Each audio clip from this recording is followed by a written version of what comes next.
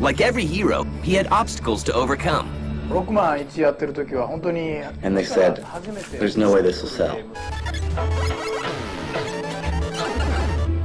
But the rewards were great.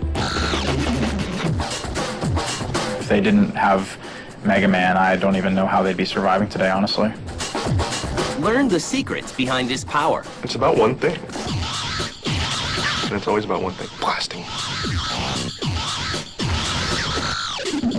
It's a huge cast of characters that any kid can enjoy. Everybody loves Mega Man. And meet Inafune, the man behind the Mega. I had no idea my luck would go this well, that this character would be this great and last this long. So yes, it was a huge surprise for me.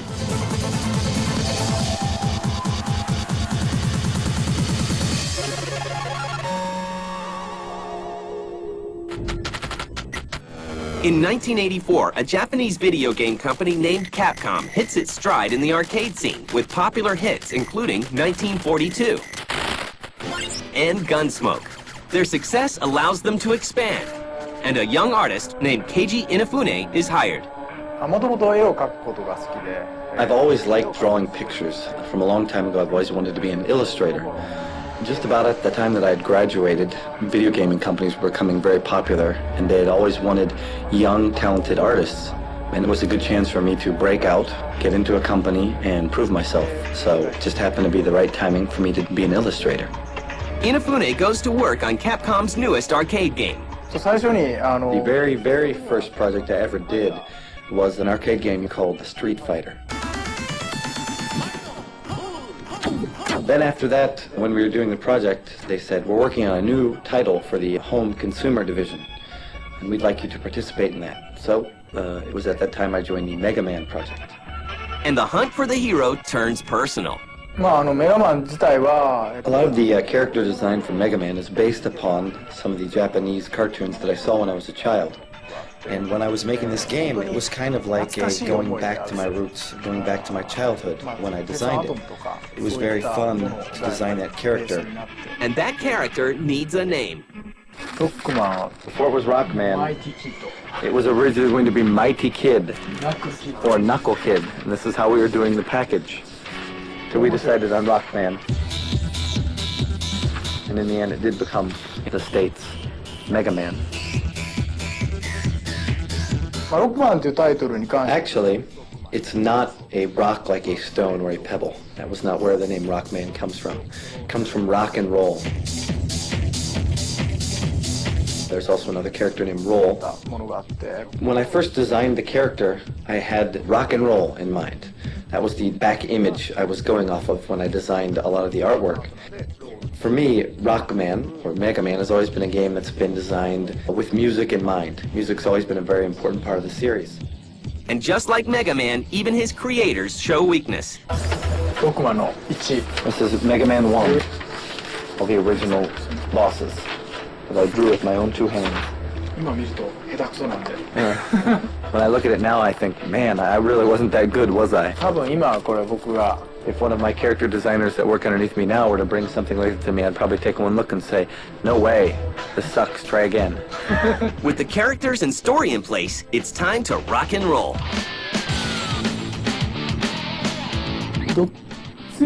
Basically, when you think about it, there's not something in the world that is just stronger than everybody else. Almost everything has something it's stronger than and something that it's weaker to. Sort of like in scissors, rock, and paper. Scissors will beat paper, but it loses to the rock. Paper will beat the rock, but it loses to the scissors. So that's how the Mega Man weapons work. And now it's time to introduce the twist. Well, the whole idea behind Mega Man was you defeat one boss, and then you go to the next boss by using the weapon you just gained. They also give players a new kind of freedom. The original Mega Man game was interesting because it was one of the first games that allowed you to choose what level you played first. It was a linear platform game like a lot of other platform games, but you had a lot of freedom up front to choose the path that you wanted to take through the game. With Mega Man, they were giving the player something to look forward to, an element of strategy, which most games back then really didn't have. Once the game is finished, Inafune has to face his own bosses. After we got the game done, we took it over to sales. And we said, look, we got the game done, this is what it's like. And they said, there's no way this will sell.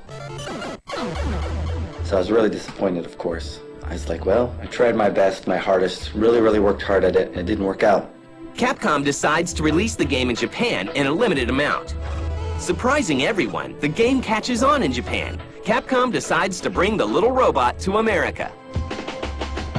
Before they cross cultures, they make a few changes. And like they say, it's what's on the inside that really counts. It had some of the worst box art in the history of video games. It doesn't look anything near the Mega Man that we see today. The box art for the first Mega Man game in the US was done very quickly. The president of Capcom US said to his marketing guy, you know, we need a cover done tomorrow. And he went out and got a friend of his to do it in like 6 hours. And that's the reason why it turned out so bad. They had some 45-year-old guy with a strange-looking weapon. Despite the cover, word begins to spread. And sales of Mega Man begin to gain momentum. The first Mega Man was indeed a sleeper hit. Word of mouth really caught on with Mega Man. The Mega Man team begins to work on the sequel, but this time with a little extra help. This was an illustration used in a poster which said, we are waiting for everyone's ideas for new enemies. There was a contest in Nintendo Power where kids could create robot monsters for the game. From 2, we had children participating in the R&D of the game.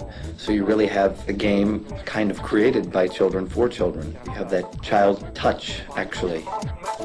When the sequel arrives in America in 1989, there's already a captive audience ready to face the evil Dr. Wily. If I were to have to throw out one single Mega Man title that I really liked, I guess it would be Mega Man 2.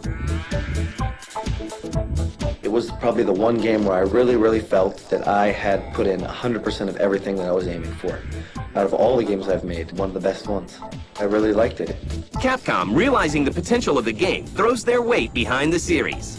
When we made the first Mega Man, you're always limited by memory, how much space you have on the cartridges. And we had tons of characters that we had created that we all wanted to fit in the first game that we couldn't.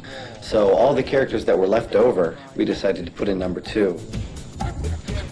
A lot of the characters became a lot more bright and colorful. The sprites were a lot prettier in the second one. We were able to do a lot of things that we couldn't do in the first one. The game is popular, selling more copies than the original and ensuring that the Blue Bomber will return.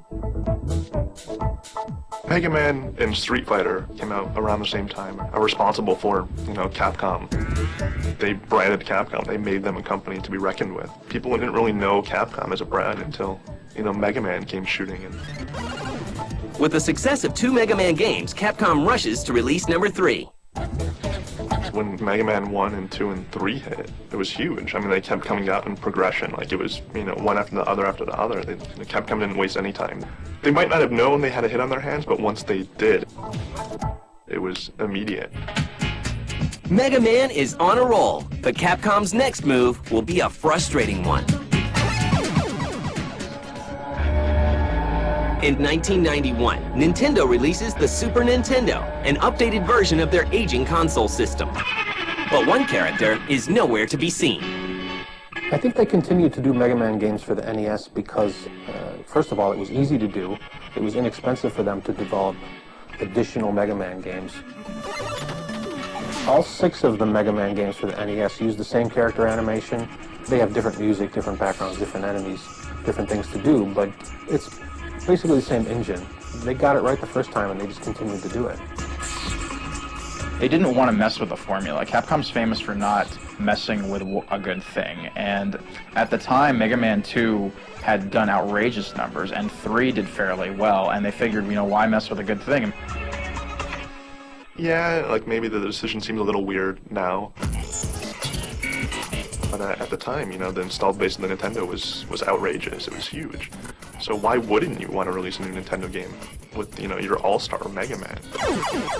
Mega Man 4 blasts its way onto shelves in 1991. However, many people are beginning to move on to the newer system, leaving the Blue Bomber with a shrinking fan base. Mega Man 5 is released in 1992. And Mega Man 6 hits the shelves a year later with little fanfare. The future looks bleak for the little robot. But in true video game style, he's about to get another life. By 1994, Capcom has quite a bit of experience making games for the Super Nintendo. They know that they will have to do more than just re-release older games on the new system. Mega Man needs a makeover. I guess with every system you have to have some sort of major evolution because graphically you can do so much more. And the cool thing about Mega Man is he didn't go into 3D because you couldn't really quite yet. So instead what Capcom did was just give him a makeover and make him Mega Man X. Using elements of the original series, Capcom's designers add new moves.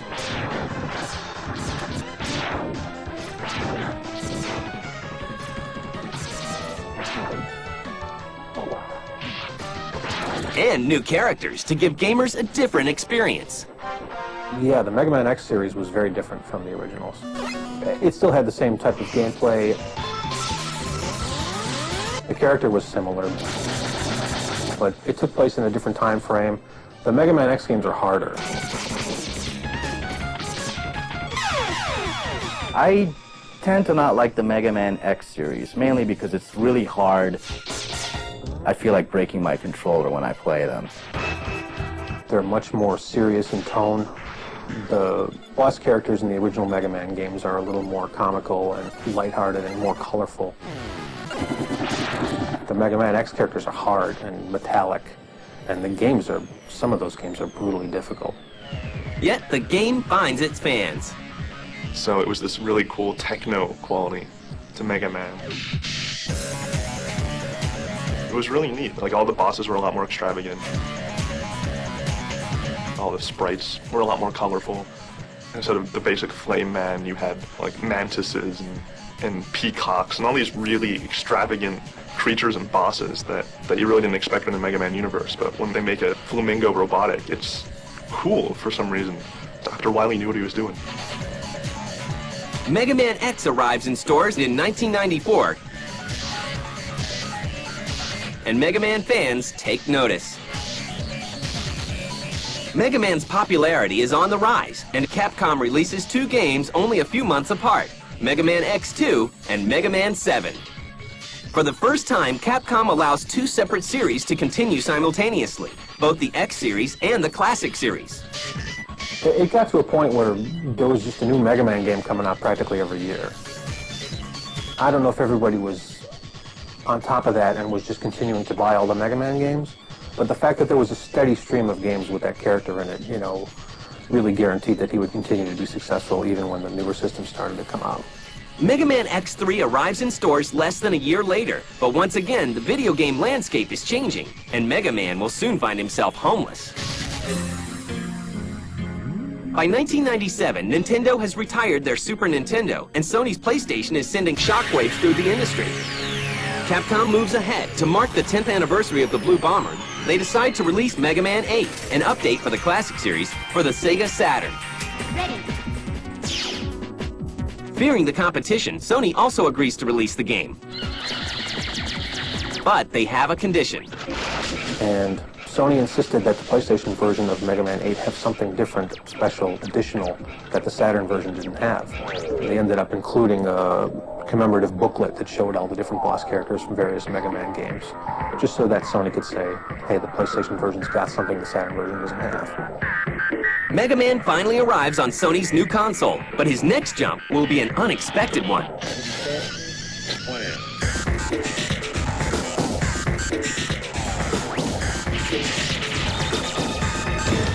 In 1998, Capcom follows up Mega Man's arrival on the PlayStation by agreeing to Sony's demand for a new look at the little robot. Wait a second. Where are you going, Mega Man? That's not the right way. But the overhaul will take some work. The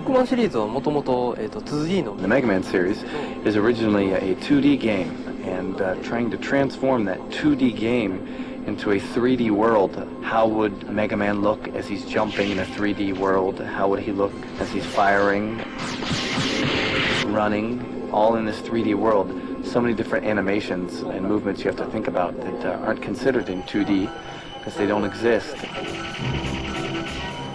I was going to have to say there's one particular trait about the Mega Man Legends series that really stands out. It would have to be that You're on an adventure. I'm okay, Roll. Everything's all right here. Trying to put Rockman in this new 3D world and have him interact with everything in a believable fashion and still have all the fans think, yes, that is in fact the Mega Man that I'm used to playing as. Trying to keep that image was very difficult. It's a game that utilizes 3D, a really free world where you can go and do anything you really want to. It's not very linear. And with this adventurous world inside the Mega Man Legends series, we figured that there's a lot of different kinds of action, not just destroying an enemy or defeating an enemy.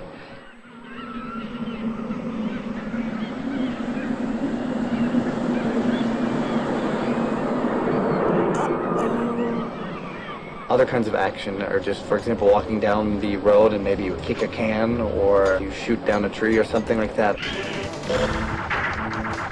So that alone gave it a lot of freedom and made it a lot more of a huge whole new world and adventure. I think that's what really makes the Legends series stand out. Mega Man Legends is definitely, I would say, it's the most underrated Mega Man game. I mean, it took Mega Man kicking and screaming into 3D gaming. Unfortunately, many don't agree. The graphics were not state-of-the-art, but they were decent at the time, and still Mega Man fans picked up on. It didn't sell as well as the 2D games, but it was something that at least made Sony happy that it was 3D on their platform. Boy, that new engine sure is something. Completely different from the old one. Following the leap into the third dimension, Capcom begins to look for other video game genres for their star to explore. First, Capcom sets their sights on the popular world of strategy gaming with the Mega Man Battle Network series.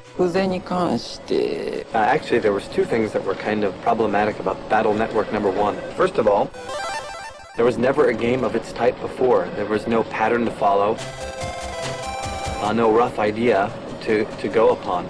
If there was any type game, it was never really successful. They all failed. So to blend an action game along with the kind of fun you get from the Pokemon game, to blend those two elements together, just the right amount of balance to make the game fun, yet new and fresh, that was very difficult. The combat system in the Mega Man Battle Network games is very different from what you see in a traditional Mega Man game. It's really an interesting variation from the type of gameplay that Mega Man is known for. But Capcom returns to the classic Mega Man style with the release of Mega Man Zero. Going back to that style of gameplay, it's a lot easier to understand what you have to do when you go into a game like that cold and you just pick up the controller for the first time. You run to the right and you beat guys up. You shoot, you jump on platforms. People are comfortable with that.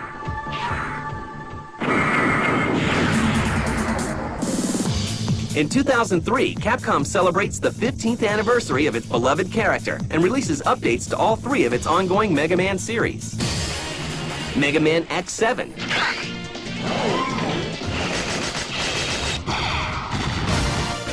Mega Man Network Transmission, and Mega Man Zero 2. After 15 years as one of the most revered game characters, he shows no signs of slowing. But Mega Man is Capcom's biggest selling game series of all time. Mr. Mega Man is a very appealing character. He's got just the right amount of zip and power. There are so many different Mega Mans that you're always going to find one that appeals to you. Mega Man's still around today is because he's one of the staples of gaming history. They're going to keep making them damn things until he dies. I don't know. He is what they live on still. There are so many games and so many fans of Mega Man that he's never going to die. I'm sure they're going to continue to do a lot more and a lot better Mega Man games. He's here to stay.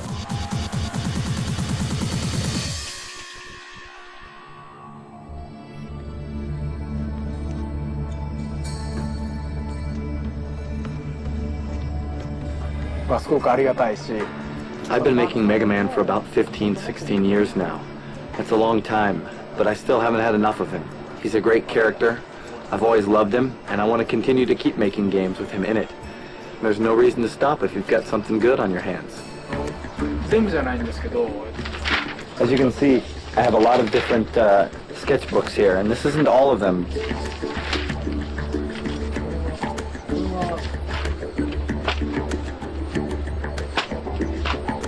There's a lot of enemy characters that have gone unused, but the ideas do keep coming. So many books, so little time.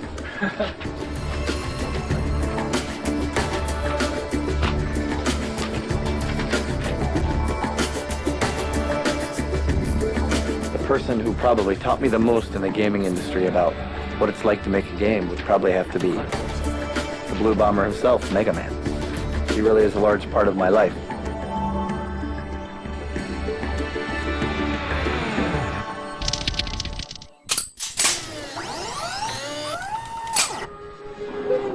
Put down the controller for just a couple minutes. G4, the only TV network dedicated to video games, delivers breaking news, Welcome to Pulse, your weekly look into the world of interactive entertainment.